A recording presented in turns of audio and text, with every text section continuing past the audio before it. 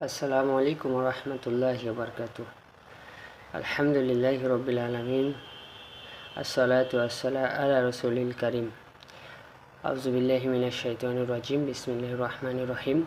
কুল হুয়াল্লাহু আহাদ, আল্লাহুস সামাদ, লাম ইয়ালিদ ওয়া লাম ইউলাদ ওয়া লাম ইয়াকুল লাহু কুফুয়ান আহাদ।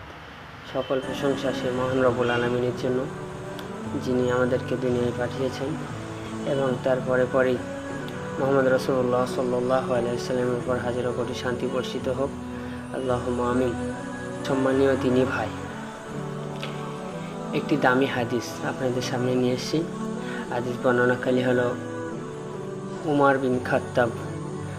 ওমর রাদিয়াল্লাহু তাআলা থেকে বর্ণিত, তিনি বলেন, রাসূলুল্লাহ সাল্লাল্লাহু আলাইহি ওয়াসাল্লাম বলেছেন, যে ব্যক্তি বাজারে অথবা শহরে গিয়ে এই দোয়াটি বলবে, লা ইলাহা ইল্লাল্লাহ ওয়াহদাহু লা শারীকা লাহু লাহুল মুলক ওয়া লাহুল হামদ ইউহয়ী ওয়া ইউমীতু ওয়া হুয়া হাইয়্যুন লা ইয়ামুতু বিয়াদিহিল খায়র ওয়া হুয়া আলা কুল্লি শাইইন কাদির।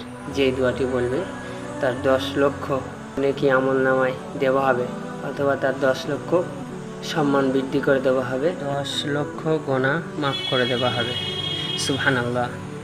সকল দিনী ভাইদের অনুরোধ যে বাজারে এবং শহরে গিয়ে আমরা আল্লাহ সুবহান ও তাআলার কথা ভুলে যাই। এই জন্য যে এই দোয়া বাজারে অথবা শহরে গিয়েও এই দোয়াটি পাঠ করবে, এই জন্যই আল্লাহ তার জন্য এত সওয়াব রেখেছেন। সুবহানাল্লাহ।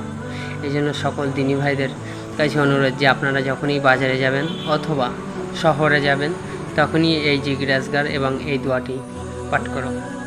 এত নাকি আল্লাহ সুবহানাহু ওয়া তাআলা আমাদের আমলনামায় লিখে দেন। সুবহানাল্লাহ। সকল দিনী ভাইদের কাছে অনুরোধ যে আপনি এই দোয়াটি পাঠ করবেন শহরে অথবা বাজারে গিয়ে। এই দোয়াটি আছে হিসনুল মুসলিম 98 নম্বর অধ্যায়। আসসালামু আলাইকুম ওয়া রাহমাতুল্লাহি ওয়া বারাকাতুহু।